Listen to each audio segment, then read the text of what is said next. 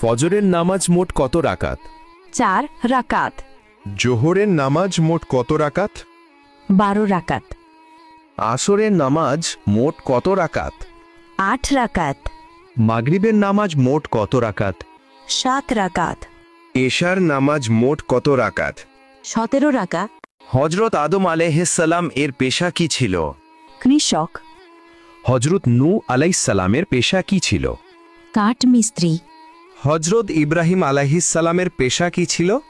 রাজমিস্ত্রি। হজরত মুসা আলাইহিসসালামের পেশা কি ছিল? রাখাল। হজরত মুহাম্মদ সাল্লাল্লাহু আলাইহি ওয়াসাল্লামের পেশা কি ছিল? সৎ ব্যবসায়ী। হজরত মুহাম্মদ সাল্লাল্লাহু আলাইহি ওয়াসাল্লাম এর কতজন স্ত্রী ছিলেন? 11 জন। হজরত সুলাইমান আলাইহিসসালামের কতজন স্ত্রী ছিলেন? 90 জন। হজরত মুসা আলাইহিসসালামের কতজন স্ত্রী ছিলেন? 2 জন। হজরত ইব্রাহিম আলাইহিসসালামের কতজন স্ত্রী ছিলেন? 3 জন। ফজর শব্দের অর্থ কি? প্রভাত বা সূচনা। জহর শব্দের অর্থ কি? মধ্যাহ্ন বা দুপুর। আসর শব্দের অর্থ কি? অপরাহ্ন বা বিকেল।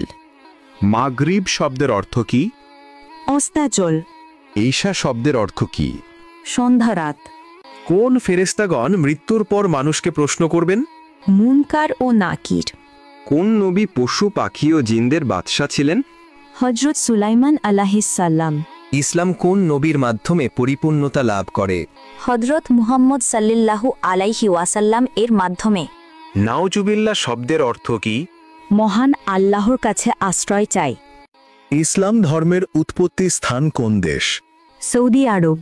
হিন্দু ধর্মের উৎপত্তি স্থান কোন দেশ? ভারত। খ্রিস্টান ধর্মের উৎপত্তি স্থান কোন দেশ? রোম। বৌদ্ধ ধর্মের উৎপত্তি স্থান কোন দেশ? ভারত। ফজর শব্দের অর্থ কি? প্রভাত বা সূচনা। জহর শব্দের অর্থ কি?